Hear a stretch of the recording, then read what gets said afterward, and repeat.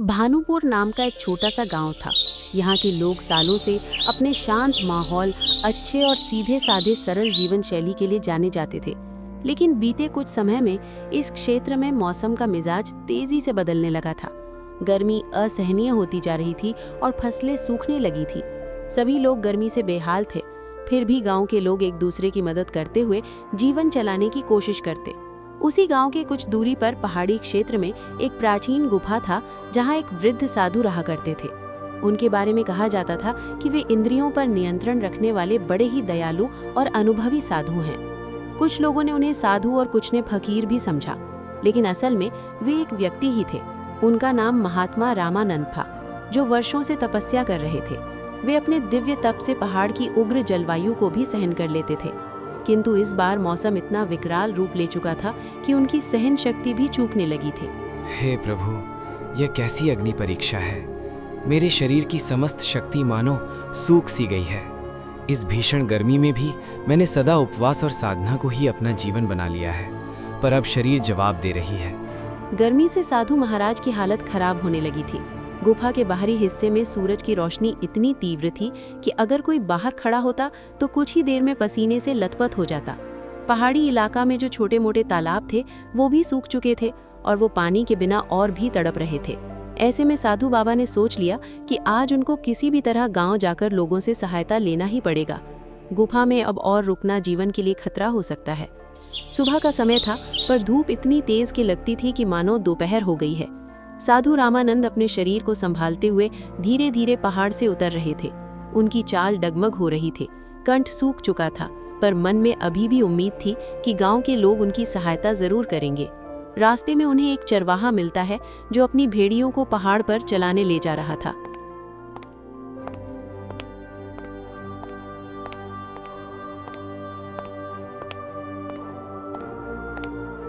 अरे बाबा जी, आप इस भीषण गर्मी में कहाँ निकल कर जा रहे हैं? आपकी तबीयत तो ठीक है ना?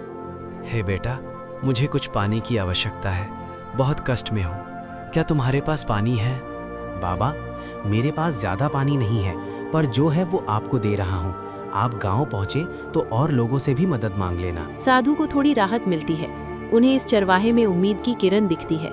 साधु उसे आशीर्वाद देकर आगे बढ़ जाते हैं। जब साधु गांव के पास पहुंचते हैं तो देखते हैं कि गांव के पास में ही एक ही कुआं था, जो अब लगभग सूख सा गया था।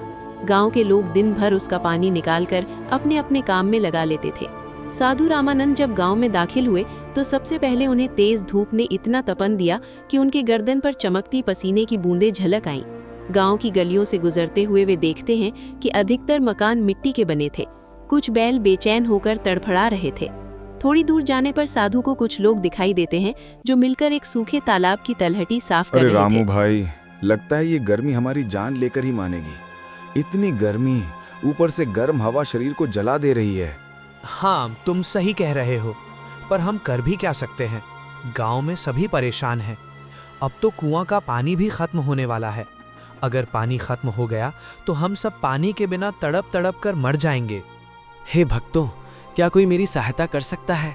मुझे पानी की अत्यंत आवश्यकता है, और यदि कुछ छाया या विश्राम का स्थान मिल जाए तो मैं आपका आभारी होऊंगा।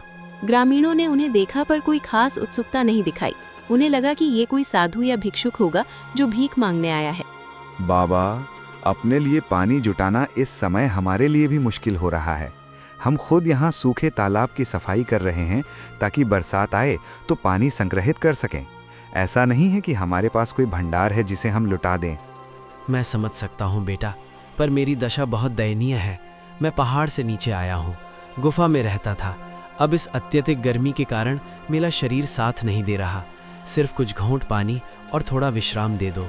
साधु महाराज को इतना कहने पर भी कोई उनको एक गिलास पानी तक नहीं दिया। फिर वो आगे बढ़ते हैं। गर्मी से बेहाल मजबूर वो गांव के चौपाल पर जाते हैं, जहां लोग इकट्ठे होकर बैठते थे। चौपाल के बीच में एक बड़ा वृक्ष था, जिसकी छाया ही कुछ राहत देती थी। साधु उसी छाया की ओर बढ़े, लेकिन वहां पहले से ही कुछ लोग बैठे थे और गर्मी से बचने की कोशिश कर रहे थे। बच्चों, मुझे कुछ समय के लिए इस छाया में बैठने दीजिए, और हो सके तो एक लोटा पानी दे दो। मुझे बहुत जोर की प्यास लगी है। चौपाल पर बैठे व्यक्ति बाबा का मजाक बनाते हुए बोलते हैं, बाबा, पानी की किल्लत सबको है, फिर भी अगर आपको बैठना है तो किसी कोने में बैठ जाएं, लेकिन हमसे ज्यादा उम्मीद न रखिए। फिर भी आप तो साधु हैं, आपको पानी की क्या जरूरत? आप तपस्या कीजिए, आपको तो भगवान पहले ही इतनी शक्ति दिए हुए हैं कि आपको पानी की क्या जरूरत। साधु जी शर्मिंदा होकर धीरे से कोने में बैठ गए। वो अत्यधिक थकान में महसूस कर रहे थे। उन्हें आशा थी कि शायद कोई और उनको पहचान लेगा या मदद करेगा, लेकिन गांव वालों के बीच एक अजीब तरह का अविश्वास लग रहा था। उन्हें लगा कि साधु धोखा देने आया है या कुछ मांगने आया है जिसे वे पूरा नहीं कर पाएंगे। कुछ देर बाद गांव का मुखिया वहां आता है। वो एक तगड़ा ऊंचे कद का व्यक्ति था, चेहरे पर रौबीला भाव और आंखों में कड़ापन। उसका नाम था भगत सिंह। साधु जी, मैंने सुना है कि आप गुफा में रहते हैं और अब गांव में आकर मदद मांग रहे हैं। ये गांव कोई आश्रम नहीं है कि यहाँ साधु संतों का निशुल्क पालन पोषण होगा। जिस प्रकार हम अपने परिश्रम से जीवन चलाते हैं, वैसे ही आपको भी कोई उपाय ढूंढना होगा। साधु जी ने असहाय से उसकी ओर देखे और कमजोर आवाज में बोले, बेटा, मैंने जीवन भर तपस्या की है, किसी से मांगा नहीं, पर आज तन की कमजोरी मुझे कमजोर कर रही है। क्या इस संसार में करुणा नाम की कोई चीज नहीं बची? कुछ लोगों में हलचल हुई, पर अधिकांश ने मुखिया के क्रूर स्वभाव को देखते हुए कुछ कहने की हिम्मत नहीं की। गांव में कई परिवार थे जो पहले काफी मेहमान नवाज माने जाते थे, पर आजकल पानी और भोजन की कमी ने सबको कठोर बना दिया था। बारिश न होने से फसलें सूख चुकी थीं, कुएं का पानी भी कम हो चुका था और नदियां कहीं दूर सूख चुकी थीं। जीने के लिए लोग दिन रात संघर्ष कर रहे थे। घर की एक बुजुर्ग महिला अपने पोता को पंखा डुला रही थी। उसे तेज बुखार था। साधु जब गांव में घूम घूम कर लोगों से मदद मांग रहे थे, तब उन्हें कई मकानों से क्रूर भाषा का प्रयोग मिला। कुछ जगहों पर मना कर दिया गया तो कहीं उन्हें डांट फटकार सुननी पड़ी। ये सब देखकर साधु के हृदय में बड़ा दुख हुआ। वो सोचने लगे, क्या यही मनुष्यता है? क्या सच में लोग इतने स्वार्थी हो गए हैं कि किसी की सहायता करने में असमर्थ हैं? गर्मी अपना रौद्र रूप ले रही थी। जमीन तप रही थी। हवा गर्म लपटों की तरह चल रही थी। गांव के पशु पक्षी तक तड़प रहे थे। साधु के पैरों में छाले पड़ चुके थे। साधु बाबा ने गांव के बगल में एक छोटा सा बगीचा में जाते हैं। साधु को लगा कि वहां कम से कम छाया तो मिलेगी। वे वहां चले गए। बगीचा में उन्हें एक युवा लड़की दिखाई दी जो सूखी लकड़ियों का गट्ठर उठाए हुए थी। वो भीषण गर्मी में भी काम करने की कोशिश कर रही थी। बेटी, क्या तुम मुझे एक लोटा पानी दिलवा सकती हो? मैं बहुत प्यासा हूँ। लड़की के चेहरे पर दया का भाव था, पर वो भी असमर्थता जताती हुई बोली, बाबा, मैं आपको पानी जरूर देती, पर हमारे घर में भी पानी सीमित है। रोज कुएं पर जाकर लंबी लाइन लगानी पड़ती है, तब कहीं 1-2 मटकी भर पाती हूँ। माफ कीजिए, मुझे डर है कि घर के लोग नाराज ना हो जाएं। इतना कहकर वो वहां से चली गई। साधु को समझ आ गया कि गांव के लोग इस समय अपने अपने संकट से घिरे हुए हैं और उनका हृदय भी सूख गया है, जैसे इन खेतों और तालाबों का पानी सूख गया हो। फिर भी साधु ने बगीचे के एक कोने में बैठकर आखिरी बार प्रार्थना की, हे प्रभु, यदि कोई चरम पर हो तो दया का अंकुर फूटना चाहिए, किंतु यहाँ तो मानवता ही विलुप्त हो रही है। ऐसा क्यों? अगले कुछ दिन साधु के लिए कठिन साबित हुए। उन्हें पर्याप्त भोजन तो दूर, पीने को पानी तक नहीं मिला। तेज गर्मी में उनका शरीर ह्रास की ओर बढ़ रहा था। एक दिन दोपहर को जब सूरज आसमान के ठीक ऊपर था और किरणें मानो आग बरसा रही थी, तब साधु बेहोश होकर गिर पड़े। गांव वाले इकट्ठा हुए, लेकिन उस वक्त भी उनमें कोई उत्साह या करुणा नहीं थी। मुखिया भगत सिंह भी पहुंचा और साधु को देखते ही बोला, इन्हें उठाकर छाया में कर दो, नहीं तो ये मर जाएंगे तो आगे और झंझट खड़ी हो जाएगी। छोड़ो ना, मर भी गए तो क्या फर्क पड़ेगा, एक साधु ही तो है। हम सबको अपनी रोजी रोटी और पानी का जुगाड़ करना है, इनके लिए कौन वक्त बर्बाद करे। चलो चलो भाई, अपने अपने काम में लग जाओ। कुछ ही देर में साधु को थोड़ा होश आया। उन्होंने धीमी सी सांस ली और बोलने की कोशिश की, लेकिन शब्द उनके कंठ में अटक गए। साधु को लगा कि अब उनका अंत समय आ गया है। कमजोरी इतनी बढ़ चुकी थी कि उनका शरीर कांप रहा था। उनकी आंखों से आंसू बह निकले। वो धीमी आवाज में भगवान को याद करते हुए बोले, हे राम, मैं अपने अंतिम क्षण में इन लोगों को अपनी ओर से क्षमा देना चाहता हूँ, लेकिन उनका हृदय इतना कठोर हो चुका है कि मैं चाहकर भी उन्हें क्षमा नहीं कर पा रहा। मेरे प्राण निकल रहे हैं, इसलिए मैं इन्हें श्राप देता हूँ कि इस गांव में दिन में इतनी भयानक गर्मी पड़ेगी कि लोग आग में झुलसेंगे और रात में इतनी भीषण सर्दी हो कि लोगों की हड्डियां कांप उठें। यही नहीं, ये चरम मौसम इनके जीवन में भय और बीमारी लाएगा, जब तक ये लोग मानवता का पाठ न सीखें। इतना कहकर साधु ने अपने प्राण त्याग दिए। गांव वाले हक्के बक्के रह गए। कुछ को इस श्राप पर हंसी आई तो कुछ लोग निराश। अरे, ये मृतक साधु का श्राप कहाँ लगेगा? सब ढोंग ढकोसला है। चलो चलो, अपने काम में लग जाओ। यहाँ अपना टाइम खराब करने से क्या फायदा? साधु था, मर गया। साधु की मृत्यु के 1-2 दिन बाद ही मौसम ने अपना विकराल रूप दिखाना शुरू कर दिया। सूरज की गर्मी जो पहले ही असहनीय थी, अब और भी प्रचंड हो गई। तापमान इतना बढ़ गया कि मिट्टी में दरारें पड़ने लगी। पशु पक्षियों के लिए जीवन और भी कठिन हो गया। दिन में लू चलती जिसके थपेड़े मानो शरीर को झुलसा देती थी। गांव वाले दिन में बाहर निकलने से कतराने लगे, पर रात होते ही हालात बिल्कुल उल्टा हो जाता। ठंडी हवाएं चलती, लेकिन ये ठंडक सुखद नहीं बल्कि हाड़ कपा देने वाली थी। लोगों को समझ ही नहीं आता कि इतनी उग्र गर्मी के बाद अचानक इतनी भयंकर ठंड कैसे हो सकती है। अरे रामू भाई, मौसम का मिजाज कुछ समझ नहीं आ रहा। ये कैसा मौसम हो गया जो दिन को तेज गर्मी और रात को हाड़ कपाने वाली ठंडी पड़ रही है? ऐसा तो मैंने अपने जीवन में पहली बार देख रहा हूँ। हाँ, तुम सही कह रहे हो। मुझे भी कुछ समझ नहीं आ रहा है कि ये क्या बला है। अब तो लोगों की तबीयत भी खराब होने लगी है और बच्चों को नमूनिया होने लगी और बुजुर्ग मरने लगे हैं। इस चरम मौसम ने गांव के स्वास्थ्य तंत्र को तहस नहस कर दिया। दिन में गर्मी और रात में निमोनिया या सर्दी जुकाम जैसी बीमारियां फैलने लगी। मुखिया भगत सिंह ने महसूस किया, हालात हाथ से निकल रहे हैं। दिन के समय कोई खेतों में काम नहीं कर पा रहा, फसलें जल रही हैं, पशु मर रहे हैं, पीने का पानी कम हो रहा है और रात में लोग कांप कांप कर सो नहीं पा रहे। बीमारियां फैल रही हैं, बच्चे बुखार से तप रहे हैं और बूढ़े मर रहे हैं। ये एक मुसीबत है। मुझे इस पर जल्दी कोई फैसला लेना होगा। अगले दिन मुखिया ने एक आपात बैठक बुलाई। सभी गांव के प्रतिष्ठित लोग और साथ ही आम ग्रामीण भी जुटे। सबके चेहरे पर चिंता और भय की लकीरें स्पष्ट थी।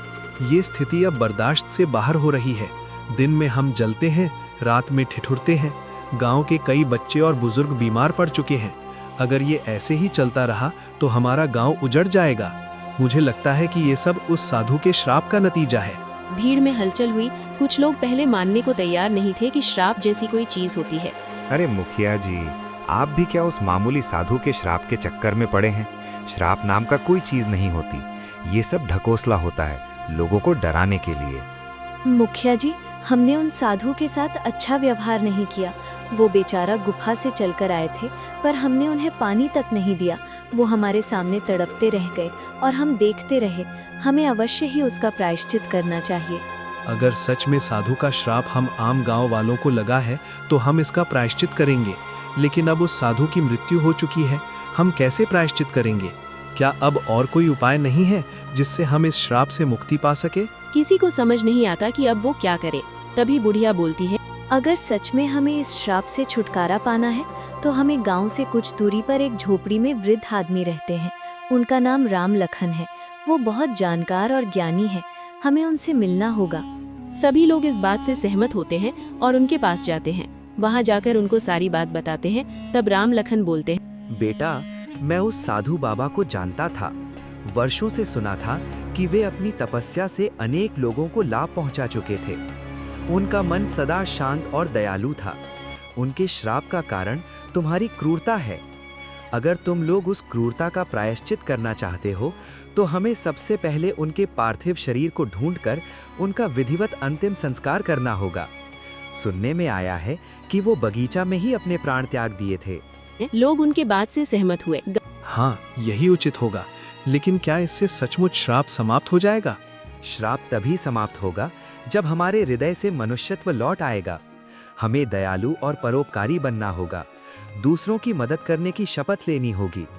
तभी उनका अशांत आत्मा को शांति मिलेगी और हो सकता है कि परमात्मा हमारी सहायता करें। गांव के लोग एकजुट होकर बगीचा में पहुंचे, जहां साधु का पार्थिव शरीर पड़ा हुआ था। भीषण गर्मी के कारण कुछ ही दिनों में स्थिति दयनीय हो चुकी थी, लेकिन लोगों ने हिम्मत करके शरीर को परंपरा के अनुसार अंतिम संस्कार किया। साधु का अंतिम संस्कार पूरे सम्मान के साथ किया गया। मन में सबके पश्चाताप के स्वर गूंज रहे थे। मुखिया अब बाबा से हाथ जोड़कर प्रार्थना किया, हे बाबा, हमें क्षमा करो। हमने आपके साथ जो दुर्व्यवहार किया उसके लिए हम सभी दोषी हैं। अब हम वचन देते हैं कि किसी भी जरूरतमंद को कभी निराश नहीं करेंगे। अगले कुछ दिनों में मौसम में थोड़ा बदलाव दिखने लगा। दोपहर की लू अब भी थी, लेकिन पहले जैसी भयानक नहीं। रातों की सर्दी भी कुछ कम हो गई। हालांकि अभी भी लोगों को सावधानी बरतनी पड़ती थी।